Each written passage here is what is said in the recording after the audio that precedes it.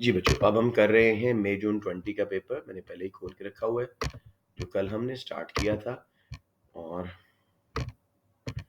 ये section B हम कर रहे थे। एफिशिएंसी वाला कर लिया था, इंडिफरेंस कर्व कर लिया था। ये इसका बी पार्ट, ये भी हो गया था शायद। एक मिनट, मुझे लगता है पेपर 21 का निकाल लिया मैंने, वही मैं कहूँ कि पेपर क्यों सारा हुआ हुआ लग रहा है। Let me take out May June 20। May June 20 है वी आर।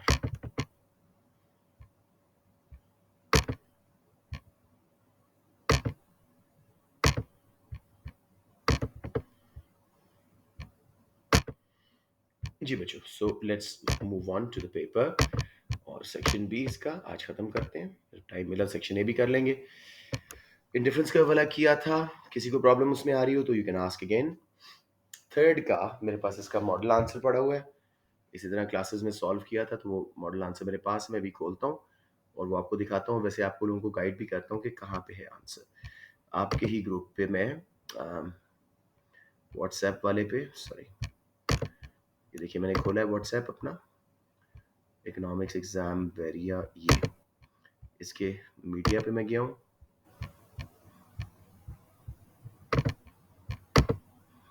और डॉक्यूमेंट्स में शुरू शुरू में ही पड़ा होगा जो सॉल्व ये सॉल्यूशंस भेजे हुए हैं P4 P2 के। एक सेकंड जी, या मई जून 20 क्वेश्चन 3 PDF। ये देखिए, अब मैं एक बार आपको असल क्वेश्चन दिखा दूं ताकि आपको पता लगे कि एग्जैक्टली वही कर रहे हैं। Explain how the fixed and variable cost वाला, एग्जैक्ट वही। How the fixed and variable cost of a perfectly competitive firm affects its survival in short and long run. Something similar to what you sent me, वो question है ये फिजा। और इसमें rules of firms behaviour का main topic है ये। Key terms हैं जी fixed, variable cost and perfectly competitive firm. तो इस पे थोड़ी सी बात करते हैं। Fixed costs are the ones that do not change with the level of output. They have to be paid even if zero output is produced. For example, rent of premises, insurance of premises, management salaries. Variable costs change directly with the level of output. The more production takes place, the greater will be the variable cost. For example, wages, raw materials. ये आप लोग बहुत दफ़ा accounts में भी और economics में भी कर चुके हो. Let me enter the new student. अस्सलाम वालेकुम मेरीन, good to see you, right. और ये इसका, जी मेरे बेटा, ओके, ये इसका मॉडल आंसर है बेटे। हम मई जून 20 का अपना वेरिएंट कर रहे हैं, सेक्शन 20 पे देख रहे हैं हम। क्वेश्चन 3 सॉल्व हुआ मैं दिखा रहा हूँ।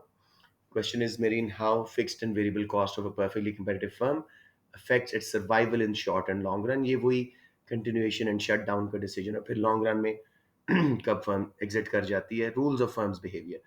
फिक्स्ड कॉस्ट को हमने डिफाइन किया, I am sure you know it, examples they the. Variable cost को डिफाइन किया, एग्जांपल दे दी। फिर short run and long run को डिफाइन करते हैं।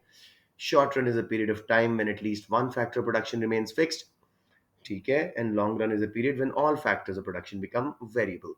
In short run, firms can be making profit if their total revenue is greater than total cost, yeah, average revenue is greater than average cost.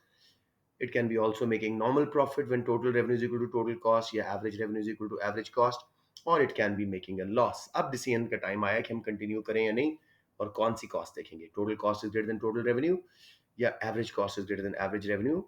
Now firm is making loss. Now if there are losses, firm has to decide whether to continue production or shut down in short run. So short run में अगर average revenue average variable cost से या total revenue total variable cost से ज्यादा है, firm should continue. और अगर average revenue average variable cost के बराबर है या वेरिएबल कॉस्ट के बराबर टोटल रेवेन्यू है, तब भी कंटिन्यू करो, क्योंकि पहले पॉजिटिव कंट्रीब्यूशन आ रहा था, अब कम से कम लॉसेस वही रहेंगे। एवरेज रेवेन्यू वेरिएबल कॉस्ट के बराबर है अगर, losses will remain the same whether the firm shuts down or keeps producing. किसी को यहाँ पे ये जो काफी देर मैंने बात बता दी है, कंफ्यूजन तो नहीं हो रही? मैंने रूल ऑफ फर्म बिहेवियर बताया कि शॉर्ट रन में अगर फर्म्स को लॉसेस हो रहे हैं, वो कब तक कंटिन्यू करें? जब तक उनका रेवेन्यू वेरिएबल कॉस्ट से ज्यादा है। In other words, average revenue average variable cost से ज्यादा है, राइट? लेकिन जब average revenue average variable cost के बराबर है, तब भी कंटिन्यू करती हैं, क्योंकि लॉस में फर्क नहीं पड़ता, हम बंद कर दें या चलाते रहें।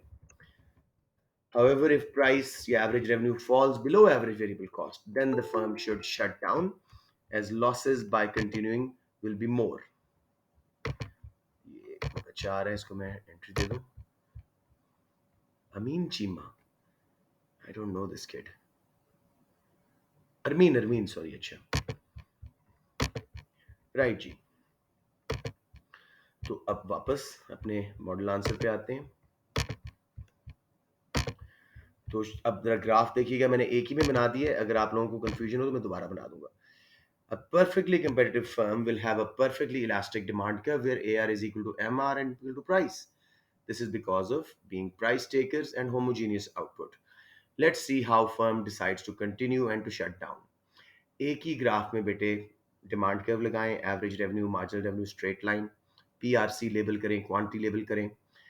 Average variable cost one curve जो है नीचे लगा दें. अब देखें एवरेज वेरिएबल कॉस्ट कवर हो रही है, एवरेज कॉस्ट बहुत ऊपर लगाएं, वो लॉस हो रहा है. कंट्रीब्यूशन आ रहा है जो एरिया मैंने CONT का लिखा हुआ है. फिर अगर एवरेज वेरिएबल कॉस्ट बढ़ के ABC2 पे जाती है, अब कंटिन्यू करें बिकॉज लॉस उतना ही रहेगा, चलाएं या बंद करें. और एवरेज वेरिएबल कॉस्ट अगर छोटा सा मैंने बीच में लगाया हुआ है ABC3, उस पे जाती है तो फर्म को बंद कर देना चाहिए, वरना लॉसेस में इजाफा हो जाएगा. So as seen in the above figure, average revenue is above average cost is sorry average cost is above average revenue, firm is making loss. If average variable cost 1 was its curve, there is positive contribution, firm should continue. If average variable cost rises and goes to ABC2, it should still continue as losses will remain the same. कम से कम variable cost तो daily base की cover हो रही है ना, fix cost एक दफा लग चुकी हैं, उनकी परवाह हम नहीं करेंगे. But if average variable cost rises to ABC3, firm should shut down as continuing will add to losses. अब हम आ गए जी दूसरी बात. In long run firm will only continue if total revenue is greater than total cost और average revenue is greater than average cost. It will exit the market if average revenue is less than average cost या total revenue is less than total cost. ₹1 का नुकसान भी होना, normal profit नहीं हो रहा तो हम छोड़ जाएंगे. We need fix cost to decide the level of total cost. And of course long run में सारी फिक्स कॉस्ट भी वेरिएबल हो जाती है, नई मशीनरी लगानी पड़ती है, नई रेंट देने पड़ते हैं. तो firm will decide according to fixed costs which have become variable now. ठीक है, to sum up, variable cost is required to decide whether the firm continues or shut down. In short run, and fixed cost is needed to compute total cost to decide whether or not firm should exit the market. ये long run decision है. बेटे सबको clear है या कोई confusion यहाँ पे? Graph दोबारा बनाना हो, एक बार दोबारा स्केच दिखाना हो, चलिए let's touch on it a little bit. मुझे अपनी सेटिस्फैक्शन के लिए क्वेश्चन पूछ रहा था, एक्सप्लेन करें फिक्स्ड और variable cost perfectly comparative firm के सर्वाइवल पे शॉर्ट रन और लॉन्ग रन में क्या रोल प्ले करती हैं. ठीक है, फिक्स कॉस्ट डिफाइन की, वेरिएबल डिफाइन की, फिर बताया शॉर्ट रन एक ऐसा पीरियड है जिसमें तमाम फैक्टर्स प्रोडक्शन फिक्स्ड है. शॉर्ट रन में फर्म या नॉर्मल एबनॉर्मल प्रॉफिट बना सकती है अगर total revenues greater than total cost या average revenues greater than average cost, या नॉर्मल प्रॉफिट जब दोनों बराबर हैं, या लॉस जब average revenues less than average cost या total revenues less than total cost. Loss के केस में उन्हें डिसाइड करना पड़ता है कि क्या हम बिजनेस को बंद कर दें. एग्जिट नहीं करते शॉर्ट रन में, सिर्फ शट डाउन का डिसीजन होता है. एग्जिट लॉन्ग रन में होता है, कंटिन्यू करें या बंद कर दें. अगर तो हमारा एवरेज रेवेन्यू या टोटल रेवेन्यू वेरिएबल कॉस्ट से ऊपर है, हमें चलना चाहिए. अगर बराबर है तब भी चलना चाहिए, क्योंकि लॉसेस में चेंज नहीं आएगा बंद करने से भी. ठीक है, लेकिन अगर price average revenue average variable cost से या total revenue total variable cost से नीचे गिरता है, अब फर्म को बंद कर देना चाहिए, क्योंकि continuing will add to losses. ये सारा हमारा graph, straight line demand curve लगाया, 3 एवरेज वेरिएबल कॉस्ट कर्व लगाए, एवरेज कॉस्ट सबसे ऊपर लॉस दिखाने के लिए.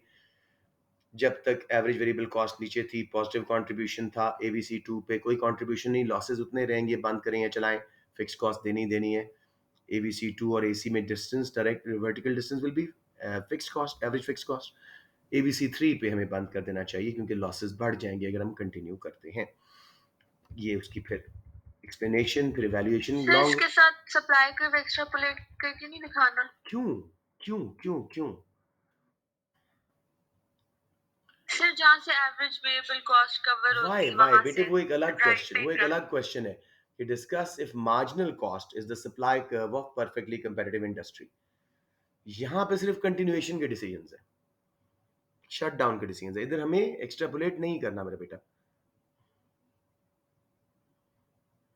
Okay sir, right. मैं आपको उसमें समझाया था, वो एक अलग क्वेश्चन है। लॉन्ग रन में फर्म क्या देखती है, टोटल रेवेन्यू को कंपेयर करते हैं टोटल कॉस्ट से।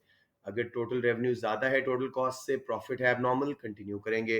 टोटल रेवेन्यू टोटल कॉस्ट को including to opportunity cost, owners investment and owners time, जो interest and wages foregone वो मिल रही हैं, तो हम कंटिन्यू करेंगे, नॉर्मल प्रॉफिट है। लेकिन अगर टोटल रेवेन्यू टोटल कॉस्ट से नीचे है, हम एग्जिट कर जाएंगे इंडस्ट्री से। तो फिक्स कॉस्ट क्यों चाहिए, टोटल कॉस्ट कैलकुलेट करने के लिए। लॉन्ग रन में फिक्स कॉस्ट वेरिएबल हो जाती है, नई फैक्ट्री लगानी है तो अब हम मजीद कंटिन्यू नहीं करेंगे, एग्जिट कर जाएंगे इंडस्ट्री से। कंक्लूजन दिया, to sum up variable cost is required to decide whether the firm continues in or shut down in short run, and fix cost is needed to compute total cost to decide whether or not firm should exit the market. बच्चे किसी को confusion यहाँ पे आ रही हो, ये आपके पास resource मौजूद है, अच्छी तरह पढ़ लें। लास्ट इसका B part, explain what is meant by principal agent problem and consider its importance in relation to objectives of firms। हमें वो क्या कह रहे हैं, मुझे खुल के बताओ, प्रिंसिपल एजेंट प्रॉब्लम है क्या, और फिर वे अप करो कि इसका फर्म्स के ऑब्जेक्टिव्स पे क्या असर आ रहा है। सिंपली सा अगर दो लफ्जों में बताया जाए, प्रिंसिपल हैं share holders, owners of a public limited company, उनका एम प्रॉफिट है। एजेंट्स जो रन कर रहे हैं, डायरेक्टर्स वगैरह, उनका एम ग्रोथ है। दोनों में कॉन्फ्लिक्ट आता है, और एजेंट अगर रन कर रहे हो तो वो प्रॉफिट को सैक्रिफाइस कर देते हैं और एम्स की तरफ चले जाते हैं। ये टोटल इसका समरी है। सबसे पहले ऑब्जेक्टिव्स को डिफाइन किया। ऑब्जेक्टिव्स आर एम्स और target a business works towards. Firm क्या होती है जी, decision making unit that combines resources to produce a good or service with an objective, and लिखा गया है an objective such as profit. Principal agent problem explain करते हैं जी। प्रिंसिपल्स आर, ये ऑब्जेक्टिव्स के चैप्टर से क्वेश्चन है। Principals are owners of a business and terms as shareholders of a public limited company. Their aim is to maximize profits, so dividends received are high. उनका short run aim है. This is in line with the traditional theory that firms always want to maximize profit and produce where MC is equal to MR. आप graph बनाना चाहो, MC MR लगा के दिखा सकते हो. Agents are the ones that control the business, that is managers, directors of a public limited company. Their aim is growth. According to managerial theory, managers aim for long term growth as their promotions, salaries are linked with that. Shareholders want short term gains of profit. Conflict occurs that if profit is maximized, firms' growth is compromised. In smaller firms like sole trader and partnership, profit may be the main aim, but whereas in large public limited companies, growth will be preferred, long term aim prefer होगा, short term को छोड़ देंगे, and profit will be sacrificed. Managerial theory also highlights other objectives, such as revenue maximization, as salaries and bonuses are paid from revenue and not profit. Workers को, managers को revenue में interest होता है, उनकी तनख्वाहें वहां से निकलनी है, प्रॉफिट तो बाद में होगा ओनर्स के लिए। They also suggest firms aim for output maximization to gain a bigger market share and produce till firms earn normal profit, AC is equal to AR, market share बढ़ाने के लिए। Satisfying profit is another theory, behavioral theory that suggests firms seek a compromise between various stakeholders objectives और एक satisfactory level of profit। Abnormal profit, normal profit से ऊपर ऊपर और maximum profit से नीचे नीचे कमाते हैं। ये ग्राफ अभी आपको कंफ्यूज करेगा, I will draw it again, और इसकी एक्सप्लेनेशन भी नीचे इसमें नहीं हुई, वो मैं बता दूंगा। बेटे कहीं किसी को अभी तक प्रिंसिपल एजेंट प्रॉब्लम में प्रॉब्लम आ रही हो द होल क्वेश्चन के स्केच में, तो वो मैं दोबारा बता दूं। ग्राफ तो मैं बनाने लगा हूं। Okay, your silence says you all are understanding it, how it should be at this stage of exams, right जी। so अब इस ग्राफ में, इस पे एमसीक्यूज भी बहुत आते हैं, तो इसको बहुत अच्छी तरह आपने सारे ऑब्जेक्टिव समझने, राइट जी। क्या मेरा थोड़ा सा पेन अजीब सा बिहेव कर रहा है, may be it's needs charging. Price, revenue, cost, label, quantity. अच्छा जी, सबसे पहला स्टेप डिमांड कर्व लगाइएगा, उसके साथ ए आर लिखते हैं, फिर तकरीबन हाफ डिस्टेंस में एम आर निकाल लें, नीचे तक ले जाएं। एवरेज कॉस्ट को अनलाइक जब हम नॉर्मली यूं बनाते हैं, इस केस में लेफ्ट से स्टार्ट करना है और यूं लेके जाना है। आखिरी स्टेप जी, एमसी लगेगा उसके लोएस्ट पॉइंट में से। अब सारे aims, profit maximisation, MC M R, principles का, शेयर होल्डर्स का एम, ये इक्विलिब्रियम, ये क्वांटिटी। बच्चे क्या गलती करते हैं, यहीं से प्राइस बनाते हैं। नहीं बेटे, प्राइस हमेशा डिमांड कर्व के थ्रू बनती है। थोड़ा सा मेरा भी ऊपर चला गया, डिमांड कर्व के थ्रू। तो ये प्राइस P0, क्वांटिटी Q0 पे हमारा प्रॉफिट मैक्सिमाइजेशन ऑब्जेक्टिव, प्रिंसिपल्स का ऑब्जेक्टिव पूरा हो रहा है। फिर मेरे बच्चों, MR जहां जीरो हो रहा है, मैं डिमांड कर्व तक गया, ये मेरा रेवेन्यू मैक्सिमाइजेशन मैनेजरियल थ्योरी के मुताबिक Q1 price P1। Government objective होता है सोशल वेलफेयर, वो एलोकेटिव एफिशिएंसी चाहते हैं, मार्जिनल कॉस्ट को प्राइस के बराबर करना। ये इक्विलिब्रियम 2 कर देते हैं, इसको इक्विलिब्रियम 1 करते हैं। बल्कि यहाँ नहीं, यहाँ नीचे आएगा इक्विलिब्रियम 1। और ये देखो, अब हमारी आउटपुट Q2 और प्राइस P2 ये क्या शो कर रही है, गवर्नमेंट का ऑब्जेक्टिव। और ACAR, आउटपुट मैक्सिमाइजेशन, ये है जी मैनेजर्स का ऑब्जेक्टिव, एजेंट्स का ग्रोथ। ठीक है, ये ग्राफ बना के एक बार नोट से देख लेना, प्रैक्टिस कर लेना। If principal's aim MCMR was followed, E0 would be the equilibrium price would be P0 and quantity Q0. But normally that aim is sacrificed for either revenue maximization at Q1 P1 price and ACAR Q3 P3 price. Equilibrium E3, यानी जहां ACAR के बराबर है, output maximise हो रही। सब बच्चों को क्लियर हो गया या दोबारा एक बार समझा दूं? Excellent. So this is the sketch of your second answer. Question number 3 totally solved, आपके पास ग्रुप्स में मौजूद है। 4 हमने कर लिया था गवर्नमेंट एफिशिएंसी का, ये तो रट लें मेरे बच्चों, हर दफा आ रहा है।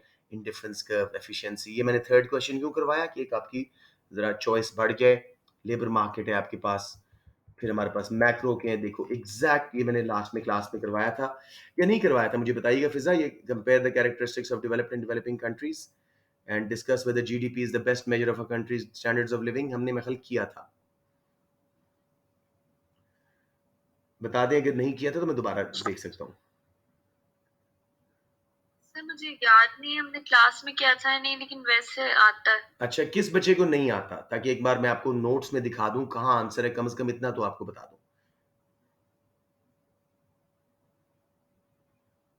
सब बच्चों को आता है? साइलेंस मीन्स, अरमीन, अदन, सब बच्चों को ये क्वेश्चन दोनों आते हैं। हमने 25 मार्क का किया उसमें जीडीपी वाला, इसमें 13 मार्क का है।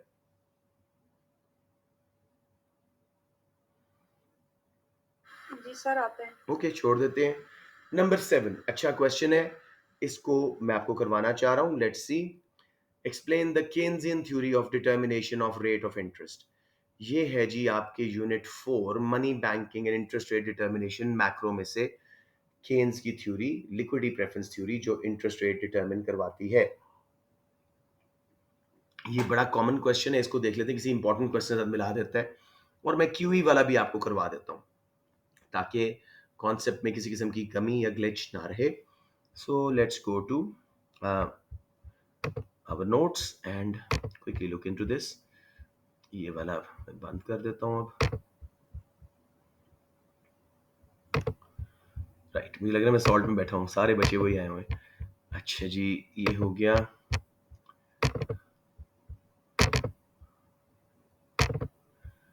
Macro economics A2 CMS new PDF, इसमें यूनिट नंबर 4 पे हम जाते हैं। ये कॉमन क्वेश्चंस 8 के 8 मैंने करवाए हुए हैं इसमें, और आप नोट करेंगे अक्सर आता है। देखो ये वाला मेथड ऑफ क्लासिफिकेशन, अभी नीचे जो क्वेश्चन देखा था, explain why countries are considered developing and developed, ये पूरा आंसर मैंने 6 पॉइंट करवा दिए, आप कोई 4 कर लीजिएगा।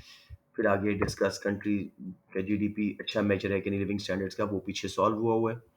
अब हम चलते हैं जी, हम ये मनी बैंकिंग इंटरेस्ट रेट पे, ये आ गया जी liquidity preference theory.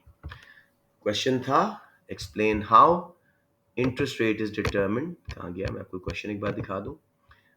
Explain the Keynesian theory of determination of rate of interest, ये आपका आंसर है।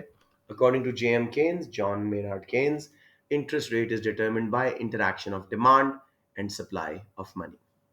According to Keynes money supply कौन डिटरमिन करता है? Central bank, and it is inelastic to changes in interest rate.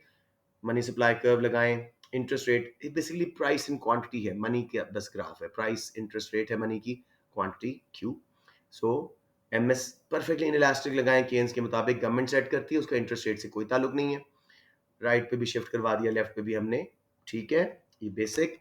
अब ये बहुत detail में हमने किया था, डिटर्मिनेंट्स ऑफ मनी सप्लाई, आप सिर्फ लिस्ट कर दीजिएगा। Money supply is determined by government through open market operations, यानी selling and buying of bonds, liquidity ratio, discount rate, special deposits etcetera, बस इतना ही। यहाँ पे मनी सप्लाई पे ज्यादा उलझना नहीं है, बहुत लंबा आंसर हो जाएगा।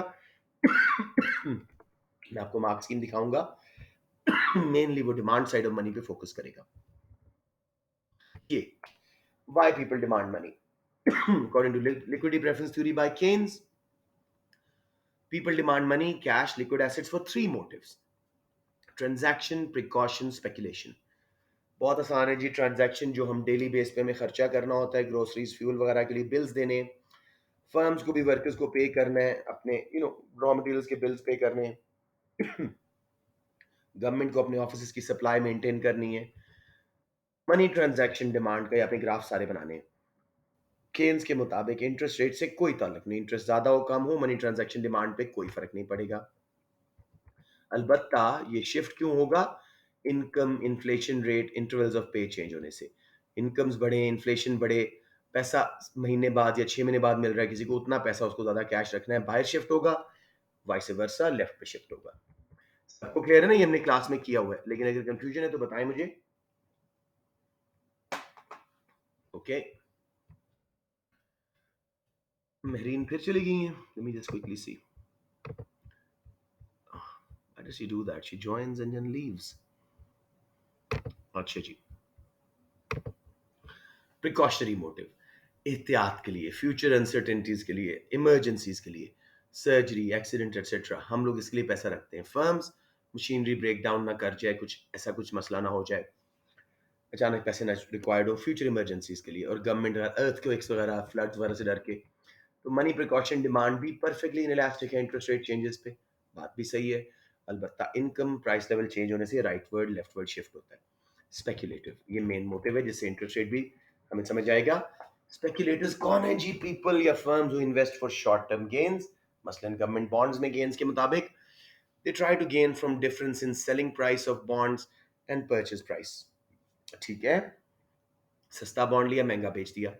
अब यहाँ पे आपको इस सारा समझाना पड़ेगा। Government bonds are saving certificates which are sold at a discount rate, यानी जो फेस वैल्यू से थोड़ा सस्ता गवर्नमेंट आपको बेचती है, और उस पर फिक्स्ड सूद का रेट इंटरेस्ट रेट होता है। फॉर एग्जाम्पल, एक बॉन्ड है 100 पाउंड का, 10 पाउंड गवर्नमेंट ने साल के इंटरेस्ट देना है, अभी इंटरेस्ट रेट है 10%। अगर बॉन्ड सस्ता हो जाए मार्केट में, डिमांड कम होने से 50 पाउंड पे आ जाए, तो इंटरेस्ट रेट 10/50 यानी fixed interest rate over price of bond into 100, 20% हो जाएगा। बॉन्ड महंगा हो जाए तो इस तरह इंटरेस्ट रेट कम हो जाएगा। तो लोग कब इन्वेस्ट करते हैं बॉन्ड्स में? जब वो सस्ते हों और इंटरेस्ट रेट ज्यादा हो। Otherwise people keep holding cash अगर बॉन्ड्स महंगे हैं और इंटरेस्ट रेट कम है। So basically money speculation demand interest elastic है, अनलाइक द अदर टू जो परफेक्टली इन इलास्टिक थे इंटरेस्ट रेट चेंजेस से, ये इंटरेस्ट इलास्टिक है।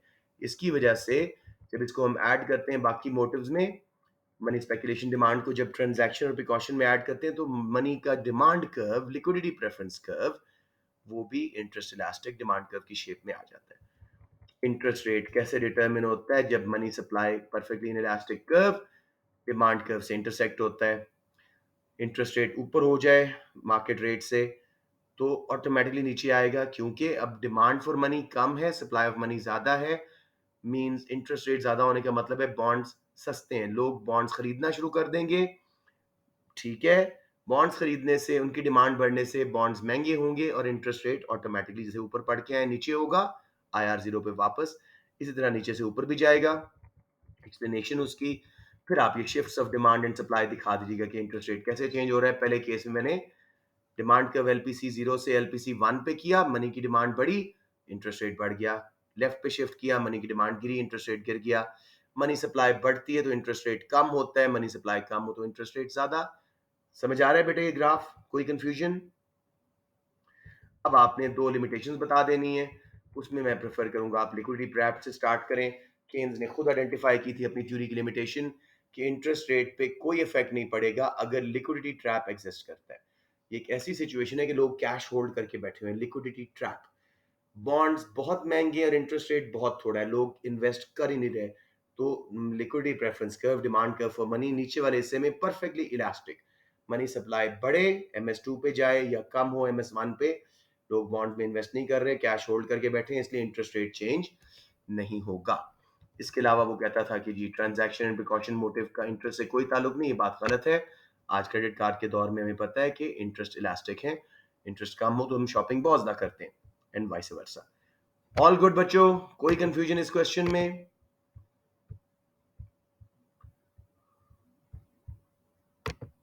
No sir. एक्सीलेंट।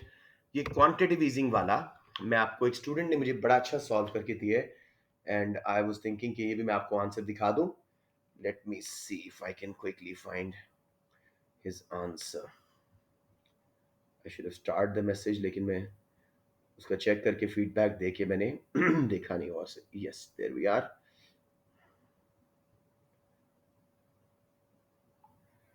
अच्छा जी, मैं आपको जल्दी से दिखा रहा हूँ और उसके बाद मैं आपको शेयर भी कर सकता हूँ डॉक्यूमेंट अगर आप लोगों को चाहिए तो। व्हाट्सएप, यस, ये बुरहान का आंसर है। Quantitative easing,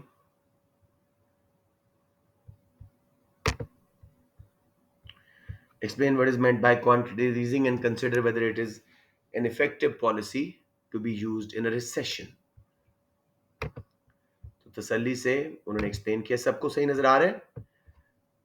Quantitative easing is a part of government expansionary monetary policy. It involves government buying bonds and securities in the open market. This is unconventional policy. Uh, this policy increases money supply in the economy. सबको समझ आ गया बच्चे? उसने basic definition दी है quantitative easing. It is called open market operations, expansionary monetary policy है। Government money supply जब बढ़ाना चाहती है तो अपने बॉन्ड्स, सिक्योरिटीज हमसे वापस खरीदना शुरू कर देते हैं, पैसा गवर्नमेंट के बैंक से निकल के हमारे कमर्शियल बैंक्स में आता है, वो लेंड करते हैं, क्रेडिट मल्टीप्लायर आता है, मनी सप्लाई बढ़ती है। सब बच्चों को क्लियर हो गया? फिर उसने दूसरी टर्म रिसेशन को बताया। I like the way sketch this answer. Recession occurs when real GDP of an economy falls for more than 2 quarters, 6 months। जब तक 6 महीने ना गिरे हम इसको रिसेशन नहीं बोलते। ग्राफ भी बना दिया, जरूरत नहीं थी लेकिन उसने अच्छा किया। General decline in economic activity, down turn भी इसको बोलते हैं, ट्रेड साइकिल का मूवमेंट रियल जीडीपी की। दो की टर्म्स उसने डिफाइन कर दी। अब वो करेगा कंसिडर, क्या मनी सप्लाई बढ़ाने से, क्वांटिटेटिव ईजिंग करने से रिसेशन से बाहर निकला जा सकता है। Impact of quantitative easing is explained by Keynesian economic monetary transmission mechanism that operates in 3 stages. Stage one arises to link a rise in money supply and its relationship with interest rate। जैसे अभी हम देख के आए हैं, interest rate quantity of money level हुआ, money supply government ने बढ़ाई, इंटरेस्ट रेट नीचे हुआ। As seen in the figure on the left, rise in money supply would lead to a movement along the liquidity preference curve, यानी demand curve for money। This would lead to fall in interest rate in economy from R1 to R2। अब इसने अगला अगला MEC शुरू कर दिया, that is fine as well. I would have यहीं पे इंटरेस्ट रेट कम होने से इकोनॉमी में कैसे एक्सपेंशन आएगी, cost of borrowing, return on saving, aggregate demand का बढ़ना, मल्टीप्लायर इफेक्ट आना, हमारी करेंसी का इंटरेस्ट रेट कम होने से डेप्रीशिएट होना, एक्सपोर्ट सस्ती, इंपोर्ट्स महंगे होने से एक्स माइनस एम का इंजेक्शन में यहीं पे कर देता। ठीक है, समझ आ रहा है बेटे? लेकिन उसने यहाँ पे किया नेक्स्ट चीज, मार्जिनल एफिशिएंसी ऑफ कैपिटल। इसने स्ट्रेट ग्राफ बनाया, थोड़ा सा ये बैकवर्ड बेंडिंग होता है। मार्जिनल एफिशिएंसी ऑफ कैपिटल क्या है जी? कितना रेट ऑफ रिटर्न आ रहा है इन्वेस्टमेंट पे। जब तक इंटरेस्ट रेट उससे नीचे हो, जैसे R1 तक हम इन्वेस्ट करते हैं, इन्वेस्टमेंट I1 तक जाती है, फिर इंटरेस्ट रेट और गिरा, again MEC is greater then R2, तो हमने मजीद इन्वेस्ट किया, तो उससे भी इन्वेस्टमेंट बढ़ रही है, एक इंजेक्शन हमारी इकोनॉमी में आ रहा है एग्रीगेट डिमांड के अंदर। तीसरा, अब उसको सारा एक्सप्लेन कर रहा है इस ग्राफ को, और यहाँ पे उसने मल्टीप्लायर इफेक्ट दिखाया है। This is a very good answer. अगर आप लोग कर सकें, ये मॉडल्स पता हैं, अच्छी तरह समझ आते हैं तो कर लें। मतलब I would choose right side वाला, फुल एम्प्लॉयमेंट लेवल वाला, उसने बीच में स्ट्रेट लाइन लगा दी है, full employment level. Aggregate expenditure model है, और नीचे नेशनल इनकम रियल जीडीपी है। जीरो से निकली हुई 45 डिग्री लाइन जिसपे एग्रीगेट एक्सपेंडिचर और नेशनल इनकम बराबर हैं। AE1 से AE2 पे जब इन्वेस्टमेंट बढ़ने से इंजेक्शन आएगा, थोड़ा सा इसने गलत बना दिया, एग्रीगेट YE से Y1 वाला डिस्टेंस ज्यादा होना चाहिए था, इनको ज्यादा वर्टिकल लगा दें। ये ना भी करें तो आपके मार्क्स पूरे हैं, ठीक है। ये थोड़ा सा अगर रिवाइज कर लें तो और अच्छा हो जाएगा। आप सिंपल जाइएगा, इंटरेस्ट रेट कम होने से कॉस्ट ऑफ बोरोइंग कम, रिटर्न ऑन सेविंग कम, पीपल इन्वेस्ट मोर, ये वो जैसे कर रहा है interest rate transmission mechanism. Interest rate कम होने से ये देखो fall in savings, reduction in return on saving will force speculators to move this money in foreign banks. उससे डिमांड फॉर लोकल करेंसी गिरेगी, एक्सचेंज रेट डेप्रिशिएट होगा, बाहर से इन्वेस्टमेंट भी कम आएंगी, हॉट मनी कम आएगी, एक्सपोर्ट्स माइनस इम्पोर्ट्स हमारे जो हैं वो इम्प्रूव होंगे सस्ती करेंसी की वजह से। इन्वेस्टमेंट पहले हुई थी, कंजम्पशन पहले बढ़ गई थी, एग्रीगेट डिमांड बढ़ी मल्टीप्लायर प्रिंसिपल के थ्रू, ठीक है। थ्योरेटिकल एनालिसिस एक्सप्लेन करता है कि quantitative easing will boost the economy, लेकिन रियलिटी में बहुत सारे वेरिएबल्स हैं जो इस पे अफेक्ट करते हैं, मसलन liquidity preference, liquidity trap, money supply बढ़ने से इंटरेस्ट रेट कम नहीं होगा अगर consumers are in liquidity trap, when prices of bonds are too high and you know interest rate is too low, money supply बढ़ने के बावजूद इंटरेस्ट रेट नहीं गिरेगा, तो वो मॉनेटरी ट्रांसमिशन मैकेनिज्म नहीं आएगा। फिर उसके बाद बेटे इसने एक्सप्लेन किया, secondly relative size of rise in investment expenditure might be low, interest rate कम हुआ था, फ्यूचर कॉन्फिडेंस नहीं था, फर्म्स ने थोड़ा सा इन्वेस्ट किया, उससे इतना बूस्ट इकोनॉमी में नहीं आया, जैसे इनइलास्टिक एमईसी इसने बना दिया। खैर इसने 25 मार्क का साइज का आंसर कर दिया है, ये 12 मार्क का क्वेश्चन है। सो बेसिकली मॉनेटरी पॉलिसी में प्रॉब्लम है टाइम लैग्स की, इमीडिएट इफेक्ट नहीं आता, तो quantitative easing is not a very effective policy to ease the economy out of recession. Government को साथ साथ फिस्कल पॉलिसी वगैरह भी यूज करनी चाहिए।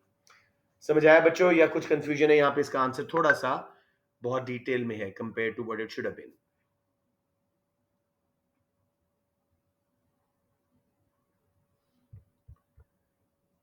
Okay, are you all comfortable? ये मैं डॉक्यूमेंट भेज दूंगा अगर आप लोग कहेंगे तो।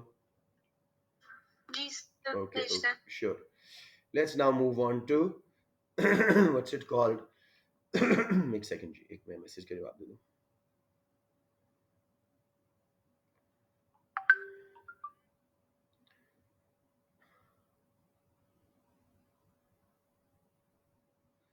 राइट, वी आर एट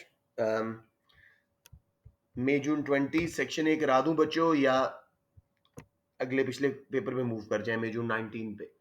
बताएं फिजा, आपकी वजह से मैंने सेक्शन बी स्टार्ट करवाए थे।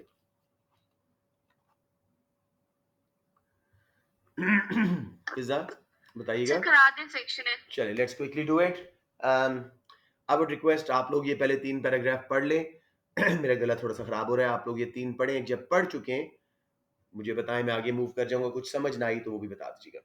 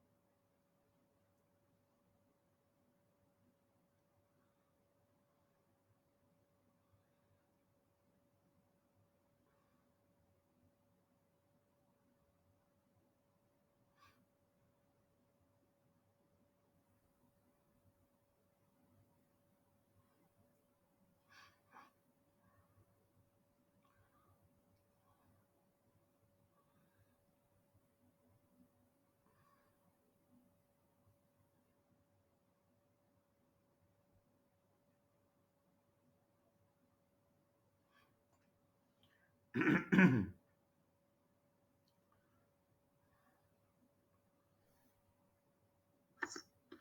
पढ़ लिया। सब बच्चों ने पढ़ लिए? ओके, ये लास्ट पैराग्राफ भी देख लें और ग्राफ भी देख लें।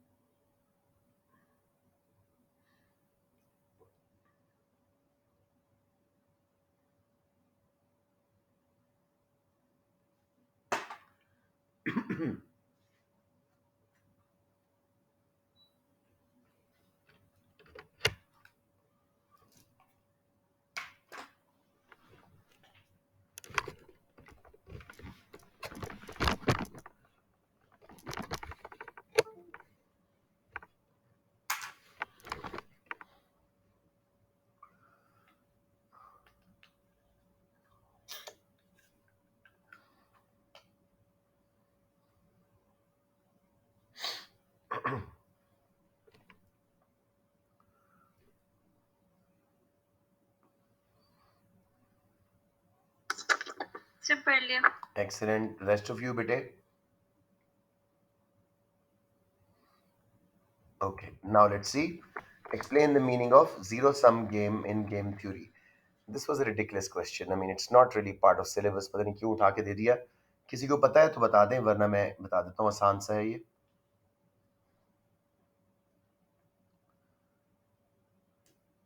जीरो सम गेम का मतलब होता है when total benefit is fixed and one party can only gain when the other party loses.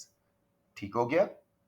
जब टोटल बेनिफिट एक इंडस्ट्री में फिक्स्ड है, अगर एक पार्टी यानी कंज्यूमर्स गेन करें तो प्रोड्यूसर्स लूज करेंगे, एक प्रोड्यूसर गेन कर रहा है दूसरा प्रोड्यूसर लूज करेगा, तो ये है total concept.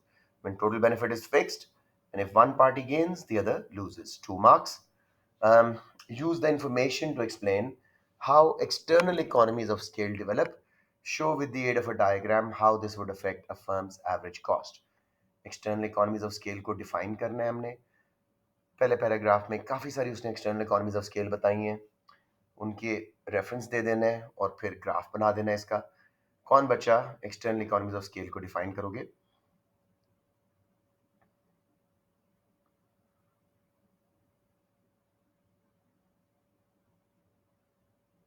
Unit 2 Sir, production. जी it's जी, a जी जी बोले.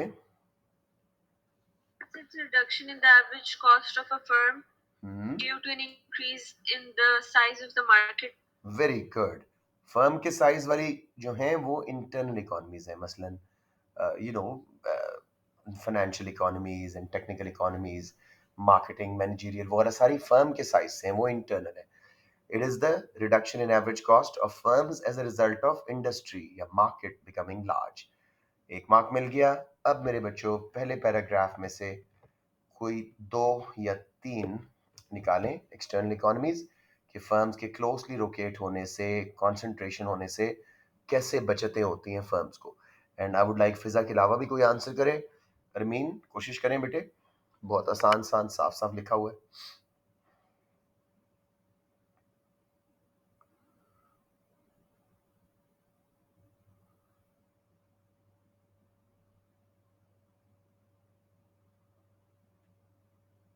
The transportation and communication cost covered. बहुत अच्छे, क्योंकि पास ही लोकेट कर जाती हैं transport and communication companies, industrial machines बनाने वाले। इसी तरह स्किल्ड लेबर वहीं आ जाती है। जो लोकल इंस्टीट्यूट्स हैं, एजुकेशन एंड ट्रेनिंग फैसिलिटीज़ वाले वहीं आ जाते हैं, जो कि इंडस्ट्री स्पेसिफिक ट्रेनिंग कराते हैं। सब फर्म्स की कॉस्ट कम होती है, दूर नहीं भेजना पड़ता वर्कर्स को। रॉ मटेरियल वहीं अवेलेबल, लेबर वहीं अवेलेबल, ट्रेनिंग वहीं अवेलेबल, इकट्ठे मिलकर इंफ्रास्ट्रक्चर बना रहे हैं, सारा कुछ। तो ये आपके, इसका ग्राफ सबको आता है, ये जल्दी से बता दूं, आसान तरीन ग्राफ है लेकिन ऑफन फॉरगॉटन ग्राफ। बता दें मुझे, sir long run average cost वाला आपके, यानी उसके ऊपर जो बहुत सारे शॉर्ट रन एवरेज कॉस्ट लगते हैं। जी नहीं, वो इंटरनल इकोनॉमीज का है। आप एक बार नोट्स पे रिवाइज करो।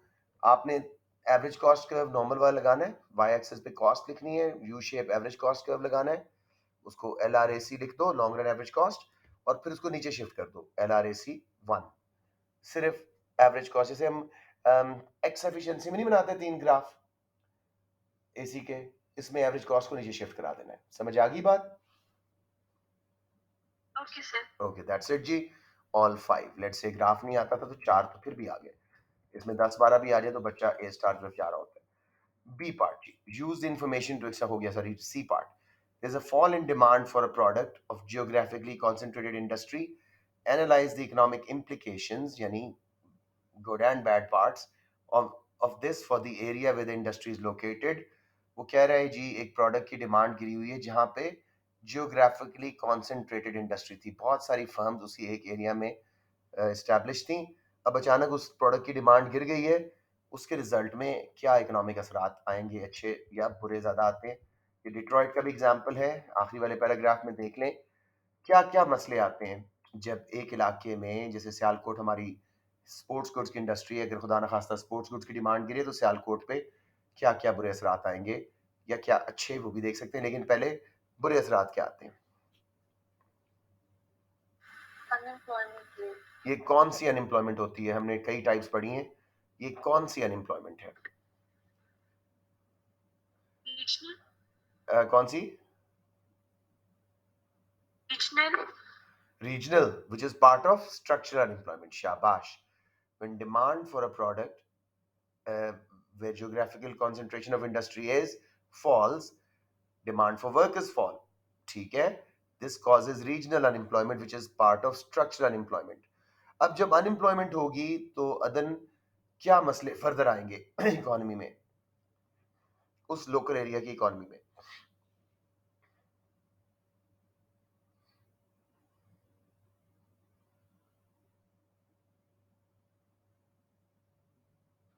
अनएम्प्लॉयमेंट की प्रॉब्लम सोचो बच्चे, क्या मसला होगा?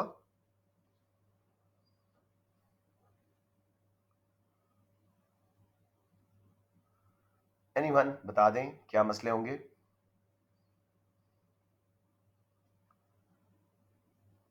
उस इलाके में एग्रीगेट डिमांड गिर जाएगी, उसके गिरने से फर्म्स जो हैं वो मूव आउट करना शुरू हो जाएंगी, हत्ता कि वर्कर्स भी वहां से माइग्रेट करना शुरू हो जाएंगे, जैसे डिट्रॉइट में हुआ। Population fall over 60% because of decline in Detroit's motor industry. So local downward multiplier effect आता है, उस इलाके का लोकल जीडीपी बहुत गिरता है, हाउसिंग प्राइसेस गिर जाती हैं, बहुत सारे मसले आते हैं उस इलाके में जहाँ पे कॉन्सेंट्रेटेड इंडस्ट्री थी और उस प्रोडक्ट की डिमांड गिर गई। वो पूरा इलाका डाउनवर्ड मल्टीप्लायर फेस करता है। समझ आ गई मेरे बच्चों? कुछ बेनिफिट अगर आप करना चाहो तो इन्फ्लेशन कम हो जाएगी, पोल्यूशन कम हो जाएगी। बच्चों क्लियर हुआ है या नहीं है क्वेश्चन? जी सर क्लियर। लास्ट क्वेश्चन बहुत सिंपल है, डेटा से कोई ताल्लुक नहीं। Consider how the negative externalities from concentrated industrial production can be reduced. Economic efficiency, negative externalities को दूर करने की दो government policies. I am sure you can all do it, बताएं मुझे।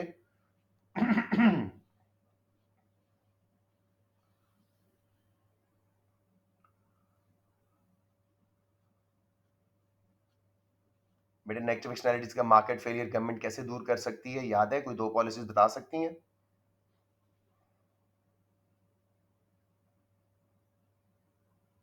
सर पोल्यूशन परमिट्स वगैरह के थ्रू। बहुत अच्छे, कोई दो पकड़ो जो अच्छा एक्सप्लेन कर सको। I go with indirect tax. Government can impose indirect taxes on polluting firms, as a result their cost of production will rise, prices will rise, quantity demanded will contract। However, मेजरिंग MEC marginal external cost कि कितने लगाना चाहिए tax, अक्सर government fail हो जाती है, गेसवर्क होता है, ओवर या अंडर टैक्सेशन हो जाती है। डिमांड अगर इनइलास्टिक थी तो इतना इफेक्ट नहीं होगा, स्टिल पोल्यूशन वगैरह होती रहेगी, ठीक है। लास्टली जी, इनडायरेक्ट टैक्स रिग्रेसिव है, इनकम गैप्स को बढ़ा देगा। अब जी दूसरा पोल्यूशन परमिट्स का, जैसे आपने कहा government can give pollution licences with a limit of emissions. This will encourage cleaner firms because dirty firms will exhaust their license quicker and they'll have to buy the license from cleaner firms. Their cost will fall, hence pollution levels will fall. एक और भी एहतियातन आपको बता दूं, government can what's it called subsidise greener firms जो green production करती हैं, उनकी कॉस्ट कम होगी, डर्टी फर्म्स को भी इंसेंटिव आएगा कि हम भी अगर ग्रीनर मेथड्स पे स्विच कर जाएं तो हमारी भी सब्सिडीज आएंगी, हम भी कंपेटिटिव हो जाएंगे। कंक्लूजन में जी, government can use indirect taxes, subsidies to clean firms और pollution permits, they are all likely to reduce the market failure, but government often fails to employ the right amount of tax. Pollution permits are sometimes cheated in upon in developing countries, bribes वगैरह के through. It's difficult to find the culprit who was actually causing the pollution and dumping wrong chemicals वगैरह। मैंने over answer कर दिया ताकि आप लोगों का कॉन्सेप्ट डेवलप हो जाए। Simple answer should also get you about 5 to 7 marks. All good बच्चों, कोई कंफ्यूजन? सिर्फ सी पार्ट में पॉजिटिव देना इम्पोर्टेंट क्यों नहीं है? बेटे देखो, अनएम्प्लॉयमेंट का ज़्यादा पॉजिटिव्स हैं कोई नहीं, सिवाय यही कि इन्फ्लेशन कम हो जाती हैं, दोनों डिमांड पुल कॉस्ट पुश, और क्या उसको बोलते हैं पोल्यूशन वगैरह कम होती है। इकोनॉमिक इम्प्लीकेशन ज़्यादा नेगेटिव है बेटे, तो हम ज़्यादा नेगेटिव पे फोकस करेंगे। Getting the point? Yes sir. Everybody totally understands it. Shall I close the class? कल हम इंशाल्लाह कल तो चांद रात नहीं ना, हाँ कल की क्लास होगी। कल रात इंशाल्लाह ताला हम 19 का, अब आप लोगों की सिचुएशन बन गई है कि हम पूरा सेक्शन भी कर लेंगे, because now I only have to tell you कि ये फलाना मॉडल आंसर है, ये फलाना मॉडल आंसर है, कुछ डिफरेंट क्वेश्चन वो करवा दूंगा। तो इंशाल्लाह ताला बड़ी आसानी से, बहुत जल्दी से हमारा ये past paper session wrap up होना शुरू हो जाएगा। If you have any questions, most welcome.